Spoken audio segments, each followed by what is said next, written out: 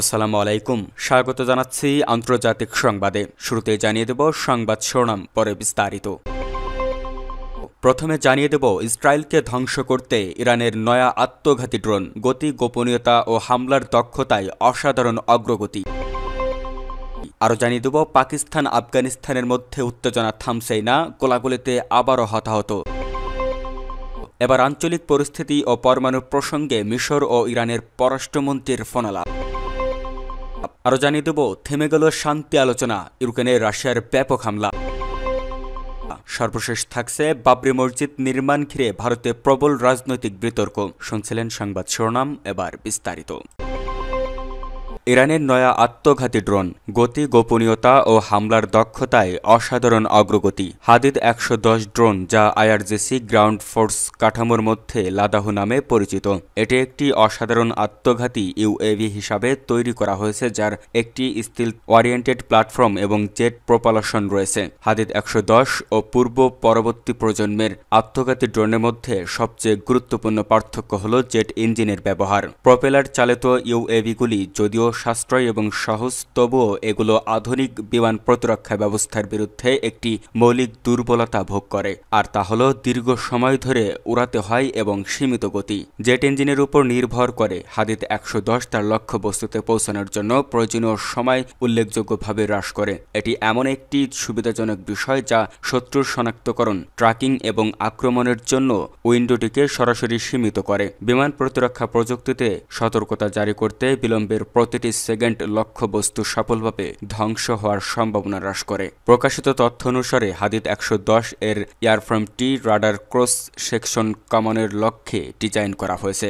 নানা দিকযুক্ত কোণ এবং একটি সহজ কিন্তু উদ্দেশ্যমূলক জ্যামিতির ব্যবহার দেখায় যে ডিজাইনাররা কেবল এই ড্রোনের গতির উপর মনোনিবেশন করেননি, একই সঙ্গে একটি সুরক্ষিত পরিবেশ টিকে থাকার ক্ষমতা ও ছিল তাদের অন্যতম মূল বিবেচ্য বিষয়। আংশিক গোপনীয়তা এবং উচ্চগতির সংমিশ্রণের অর্থ হল এই ড্রোনটিকে লক্ষ্যবস্তু থেকে কম দূরত্বের শনাক্ত করা গেলেও এমন একটি দূরত্ব থেকে তার উপর কার্যকরভাবে আক্রমণ করার যথেষ্ট সময় ও নাও থাকতে পারে। হাদিদ 110 এর রকেট সহায়তাপ্রাপ্ত উৎক্ষেপণ পদ্ধতি এর আরেকটি বিশেষ শক্তি। এই পদ্ধতিটি ড্রোনটিকে রানওয়ে বা জটিল লঞ্চ প্যাডের উপর নির্ভরতা থেকে মুক্ত করে। ফলস্বরূপ অপারেশনাল ইউনিটগুলি বিশেষ অবকাঠামোগত প্রযুক্তি ছাড়াই বিভিন্ন ভৌগোলিক অবস্থান থেকে এটি স্থাপন করতে পারে। এই বৈশিষ্ট্যটি উৎক্ষেপণের স্থান শনাক্ত হওয়ার সম্ভাবনা হ্রাস করে এবং যুদ্ধক্ষেত্রে অপারেশনাল নমনীয়তা বৃদ্ধি করে, যা অসম যুদ্ধের একটি গুরুত্বপূর্ণ উপাদান। হাদিদ 110 একটি নির্দিষ্ট মিশনের জন্য তৈরি করা হয়েছে, যে মিশনের টার্গেটগুলোর মধ্যে রয়েছে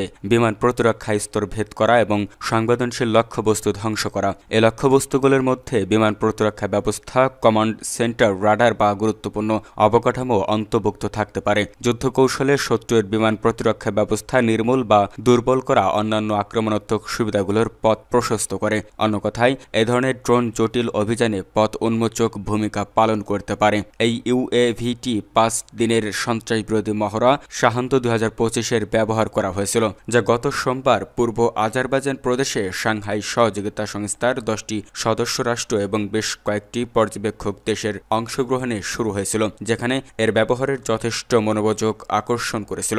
আইআরজিসি গ্রাউন্ড ফোর্সে হাদিদ 110 এর আনুষ্ঠানিক সরবরাহ ইঙ্গিত দেয় যে এটি ব্যবহারটি পরীক্ষার পর্যায়ে অতিক্রম করেছে এবং অপারেশনাল চক্রে প্রবেশ করেছে।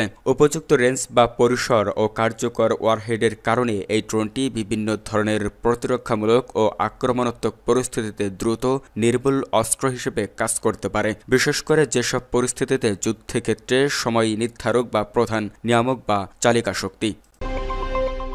পাকিস্তান আফগানিস্তানের মধ্যে উত্তেজনা থামছেই না, গোলাগুলিতে আবারও হতাহত। পাকিস্তান ও আফগানিস্তানের মধ্যে সীমান্ত উত্তেজনা বেড়েছে। স্থানীয় সময় গত শুক্রবার রাত 10:30 থেকে দুই দেশের মধ্যে সীমান্ত সংঘর্ষ হয়েছে এবং 2 ঘণ্টা ধরে সংঘর্ষ অব্যাহত ছিল। গোলাগুলির ঘটনায় 4 বেসামরিক নাগরিক নিহত হয়েছেন। আফগানিস্তানের এক কর্মকর্তা গত শনিবার এই তথ্য দিয়েছেন। গত অক্টোবরে দুই দেশের সীমান্ত এলাকায় প্রাণঘাতী সংঘর্ষ হয়েছিল। এবার অস্ত্রবিরতি চলার মধ্যে নতুন করে সংঘর্ষ ও প্রাণহানির ঘটনা ঘটল। পাকিস্তান ও আফগানিস্তান দুই দেশেই একে অপরের বিরুদ্ধে চামান ও স্পিন বোল্ডাক সীমান্তে বিনা উস্কানিতে হামলার অভিযোগ এনেছে। যদিও অক্টোবরের সংঘর্ষের পর দুই দেশই একটি অস্ত্রবিরতি চুক্তিতে পৌঁছেছিল। গত শুক্রবার গভীর রাতে তালেবান সরকারের মুখপাত্র জয়বুল্লাহ মুজাহিদ সামাজিক যোগাযোগ মাধ্যম এক্সে একটি পোস্ট দিয়েছেন। সেখানে তিনি লিখেছেন, দুঃখজনকভাবে আজ রাতেই কান্দাহারের স্পিন বোল্ডাক অঞ্চলে আফগানিস্তানের উপর হামলা শুরু করে পাকিস্তান।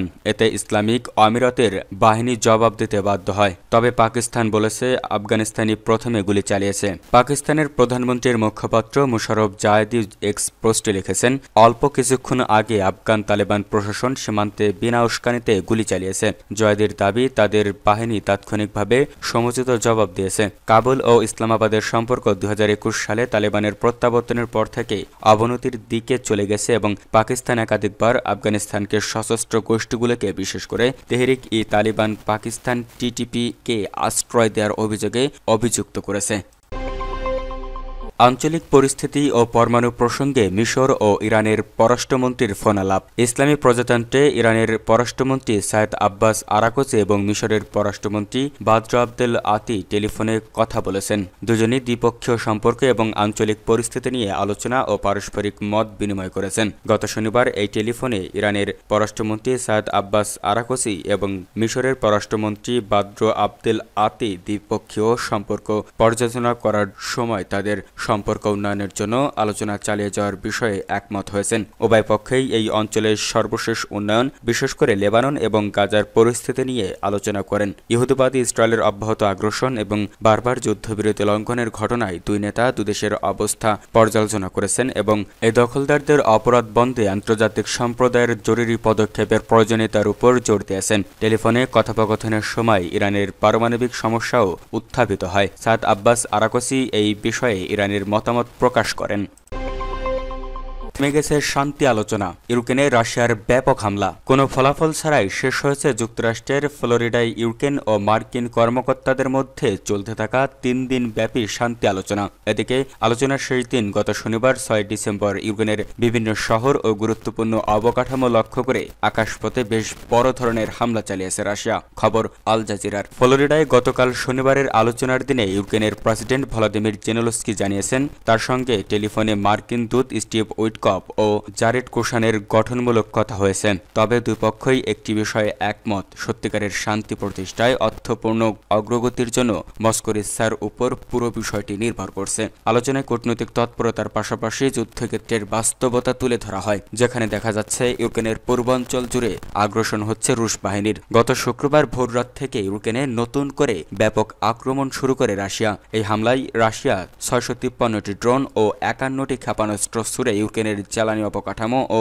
গুরুত্বপূর্ণ সামরিক বেসামরিক অবকাঠামো লক্ষ্য করে। হামলায় মোট 29টি এলাকায় আঘাত আনা হয় বলে নিশ্চিত করেছেন ইউক্রেনের স্বরাষ্ট্রমন্ত্রী ইহোর ক্লাইমেনকো। তিনি জানান, এতে কমপক্ষে 8 জন আহত হয়েছে। হামলায় জাপোরিজা পারমাণবিক ক্ষেত্রের বিদ্যুৎ সরবরাহ বিচ্ছিন্ন হয়ে যায় এবং সেখানকার রিঅ্যাক্টরের নিরাপত্তা নিয়ে তৈরি হয় সংখ্যা। এই পারমাণবিক অবকাঠামো বন্ধ হয়ে যাওয়া 6টি রিঅ্যাক্টরকে ঠান্ডা রাখতে সার্বক্ষণিক বিদ্যুৎ সরবরাহ প্রয়োজন। বিষয়টি নিয়ে ইতিমধ্যে উদ্বেগ প্রকাশ করেছে আন্তর্জাতিক আণবিক শক্তি সংস্থা আইইএ। ইউক্রেনের প্রেসিডেন্ট ভলোদিমির জেলেনস্কি অভিযোগ করেন, সর্বশেষ হামলায় জ্বালানি অবকাঠামোকে প্রধান লক্ষ্যবস্তু করা হয়েছে। এছাড়া রাজধানী কিয়েভের কাছে একটি রেল স্টেশন ধ্বংস করে দেওয়া হয়েছে। ইউক্রেনের বিমান বাহিনী জানিয়েছে তারা 585টি ড্রোন ও 30টি ক্ষেপণাস্ত্র ভূপাতিত করেছে। মস্কো অবশ্য জানিয়েছে, হামলায় কেবল ইউক্রেনের সামরিক বাণিজ্যিক কমপ্লেক্স ও সেগুলোতে বিদ্যুৎ সরবরাহ করা জ্বালানি অবকাঠামোকে লক্ষ্যবস্তু করা হয়েছে। যুদ্ধক্ষেত্রে রাশিয়ার অগ্রগতির কারণে এখন কূটনৈতিক প্রচেষ্টার উপর জোর দেওয়া হচ্ছে ইউক্রেনের শান্তি প্রতিষ্ঠায়। কেবল নভেম্বর মাসেই রাশিয়ার সৈন্যরা ইউক্রেনের দোনেস্ক অঞ্চলের লজিস্টিক হাব হিসেবে পরিচিত পোকরোভস্কের 505 বর্গ কিলোমিটার এলাকা দখল করে নিয়েছে। এই ভূখণ্ড দখলের পরিমাণ অক্টোবরের প্রায় দ্বিগুণ। বাবরি মসজিদ নির্মাণ ঘিরে ভারতে প্রবল রাজনৈতিক বিতর্ক। ভারতের কলকাতায় বাবরি মসজিদের আদলে একটি মসজিদ নির্মাণের উদ্যোগকে কেন্দ্র করে সেখানে রাজনৈতিক তর্ক বিতর্ক প্রবল হয়ে উঠেছে। বলা হচ্ছে, পশ্চিমবঙ্গের বিধানসভা নির্বাচনের আগেই ধর্মীয় মেরুকরণের রাজনীতি প্রকাশ্য এলো। গত 6 ডিসেম্বর ভাঙা হয়েছিল ঐতিহাসিক বাবরি মসজিদ। 33 বছর ধরে চলমান সেই বিতর্কের আগুনে নতুন সংযোজন। ভারতের পশ্চিমবঙ্গের মুর্শিদাবাদের রেজিনগড়ের বাবরি মসজিদের আদলে একটি মসজিদ নির্মাণের প্রস্তুতি। গত শনিবার 6 ডিসেম্বর সেই মসজিদের ভিত্তিপ্রস্তর স্থাপন অনুষ্ঠানে রাজ্যের প্রায় সব জেলা থেকে বিপুল সংখ্যক মুসলিম সমবেত হন। অনেকের হাতে সেই ভিত্তিপ্রস্তর তৈরির জন্য ইট দেখা গেছে। এমনকি উদ্বোধনী অনুষ্ঠানে তৃণমূল বিজেপিকে রীতিমতো হুঁশিয়ারি দিয়েছেন দল থেকে বহিষ্কৃত বিধায়ক হুমায়ুন কবির। তৃণমূল এই দিনটিকে সংহতি দিবস হিসাবে উদযাপন করেছে। কলকাতার মেয়র রোডে আয়োজিত সভায় এদিন কলকাতার মেয়র ফিরহাদ হাকিম নাম না করে বাবরি মসজিদের আদলে মসজিদ নির্মাণ করায় হুমায়ুনের সমালোচনা করেন। কলকাতা পৌরসভা মেয়র বলেন, মানুষের মধ্যে যে ভরসা ছিল সেই ভারতবর্ষ আমরা, সে ভরসা ভেঙে দিয়ে মানুষের বিশ্বাসের উপর আঘাত সৃষ্টি করেছে বিজেপি। থেমে থাকেনি বিজেপিও। তৃণমূলকে খোঁচা দিয়ে মন্তব্য করেছেন বিজেপি নেতা শুভেন্দু অধিকারীও। পশ্চিমবঙ্গ বিধানসভার বিরোধী দলনেতা বলেন, বাবরের নাম নিয়ে আমাদের আপত্তি আছে।